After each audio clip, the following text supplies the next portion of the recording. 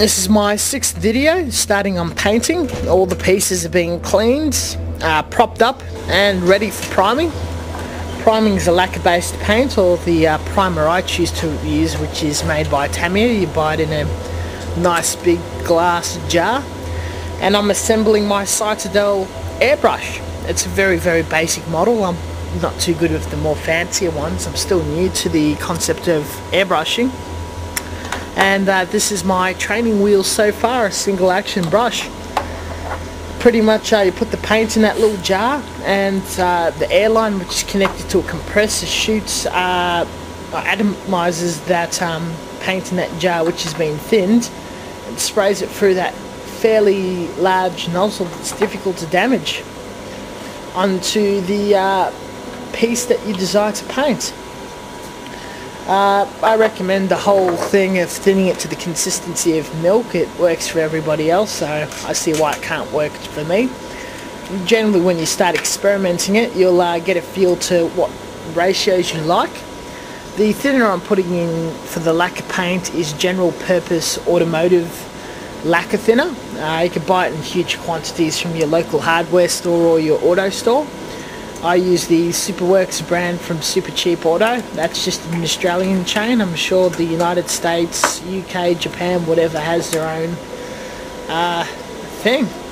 I'm stirring it with a toothpick just to make sure the pigment of the paint and whatnot's ready to go. I'm going to pop on that lid and spray the bastard. It's a lot of surfaces to paint. This is a diorama, not so much a kit, so I did belt out a fair amount of paint onto this beast.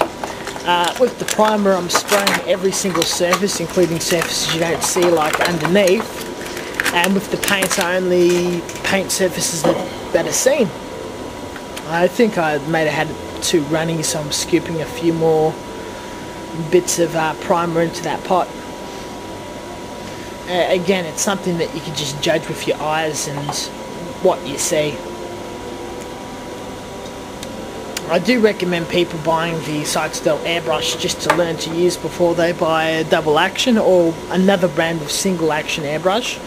But this one's just so easy to pull apart. You don't have to strip the whole assembly. Everything's just attached to that tiny little nozzle. In this video you will see me strip this airbrush, and I will do a future review and tutorial on how to use this little brush. Always do a test spray before you spray on your actual kit. I've got the pressure quite low. I don't like to blast it, and yeah, just little drabs, you know, just drag the paint over a short surface. You need to get it really well covered with the primer, because the primer is the substance that sticks to the surface and will make the paint stick to it. The paint's not going to adhere very well straight to the surface, particularly if the material is sort of funny or non-porous. This is going to make that material from non-porous to porous for the sake of paint alone. Once you paint it, it's going to be good. The paint's not going to lift or peel off or chip very easily, even if you're putting something as fragile as acrylic on. You see, I'm having no problem spraying it on. Did the whole bottom. Now I'm doing the top. It's just fine coats. Drag it along. You don't have to do a huge thick blob. Don't pull the brush too far away from the surface or orange peel. That's when it gets all dry and sandy. And yep, that's the whole beast pretty much primed. Every bit and inch of it's grey. You're starting to see it look closer to the finished product. It's not too bad of a job. Nice and flat, no streaks, no nothing. I'm using Tamiya acrylics. This is a jar of paint I picked up for 50 yen in Japan, so I'm going to drain the entire thing onto this project.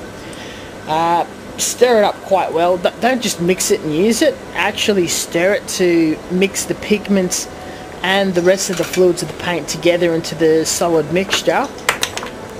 Put it in your perfectly clean jar. Always clean out the internals of your airbrush when you're switching types of paint and different colours of paint.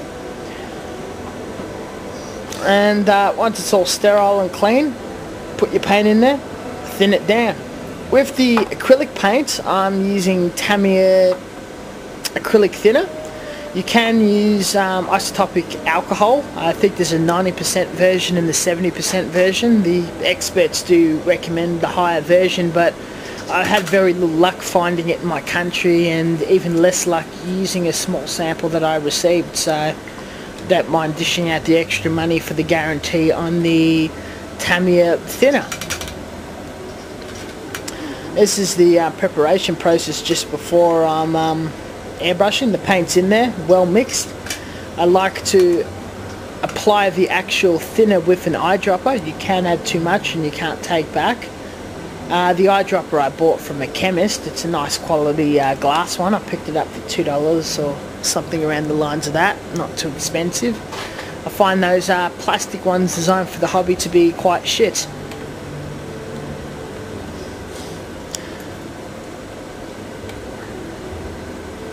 Airbrushing's a lot of fun. It's a lot faster than hand painting. You cover the surface a lot flatter and a lot nicer than hand painting. You just feel this overpowerness of going to the next level in your hobby. It's a fantastic experience, but can be quite daunting when you're entering it. I got the airbrush set up for a birthday a few years ago, damaged the actual double action airbrush, which wasn't too expensive luckily, and I've sort of been reluctant to use my setup until I've come across this idiot-proof system, which is quite good. I think I paid about $35 for the Games Workshop airbrush. Bought a $2 fitting to connect it to my compressor, and yeah, away I go. Again, I always test the paint to make sure there's no water or whatever jammed in the line. You get 101 faults through airbrushing, and yep, nice light layers and coats across the surface, and you just slowly build up. It's better than the one thick layer. You'll hear me say this 100 times. You'll hear other people who airbrush say the same thing. You probably can't do a lot of detailing or fine effects with this brush, but it's excellent for just colouring in the surface you need colouring.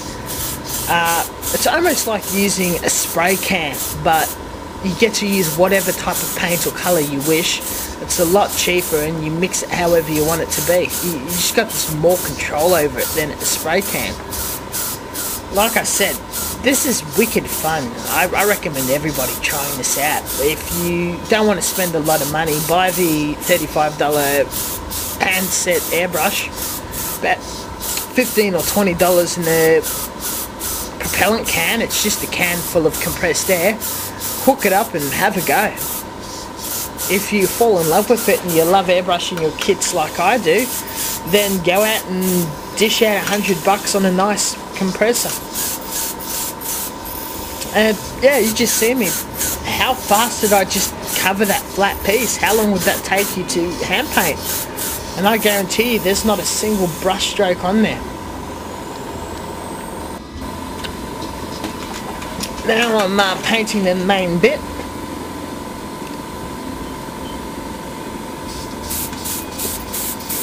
Everything's shaded into the one colour, and then I'll detail and add a heap of other colours by hand. If you're an airbrush person, you're going to also have to be equally good at hand painting, because you can't finish a whole model reliantly on airbrushing. There are fine details that the airbrush can't reach. So just because you're making the switch, don't think you have to give up on the hand painting, because that's equally important.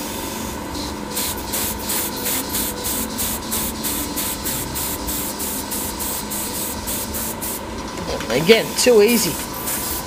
Not too thick, not too gluggy, none of the details drowned out, yet not too far away where it's getting all sandy and yucky.